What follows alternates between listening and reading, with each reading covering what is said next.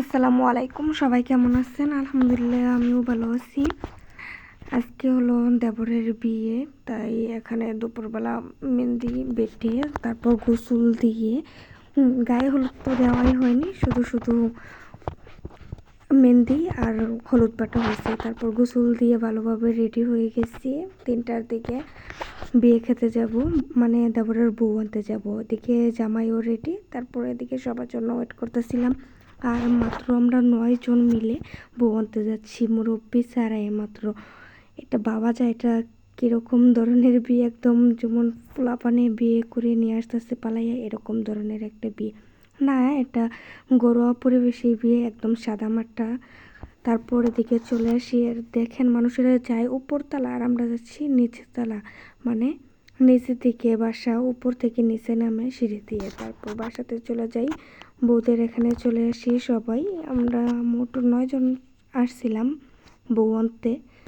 এই হচ্ছে জামাই, জামাইয়ের দুলাভাই, এদিকে জামাইয়ের শালি, এদিকে গেটে শরবত নিয়ে দাঁড়িয়ে আছে, যেতে দেবে না গেটে টাকা না দিলে। এদিকে আপু অনেক সময় চাপাচাপি করার পর না, তারা ফিতা ধরে নেই কিছু না, তবুও টাকা দিয়ে 400 টাকা দেওয়া হয়েছিল গেটে। এদিকে একটা শরবত দিছে জামাইকে, শরবতটাও ভালো না।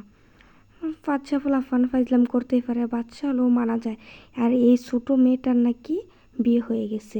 আর এদিকে দেখেন বউকে গায়ে হলুদ দিয়ে এখানে বসিয়ে রেখেছে গোসল দিয়ে। আর এদিকে জামাই গাদা আমি হলুদ পাতলাম, হলুদ তো দিলই না, গায়ে হলুদ ছাড়াই গোসল দিল। এদিকে মা ওই যে আর কি দেবরের শাশুড়ি, সে আমাদের মা ওই লাগে, সেদিকে মিষ্টি নিয়ে আসছে। কার কার আমার মতো কালো মিষ্টি পছন্দ, আমি মেহমানদের এখানেও গেলে কালো মিষ্টিই খাই।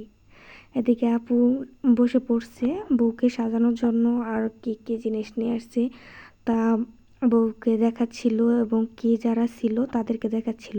আমরা কতজন মানুষ গেছি, তার থেকেও কম মানুষ হলো বউদের এখানে, যা দেখে অবাক। 15 জন মানুষও হবো না, বিয়ে ডান একদমই, আবার ঘরোয়া মানুষ নিয়ে।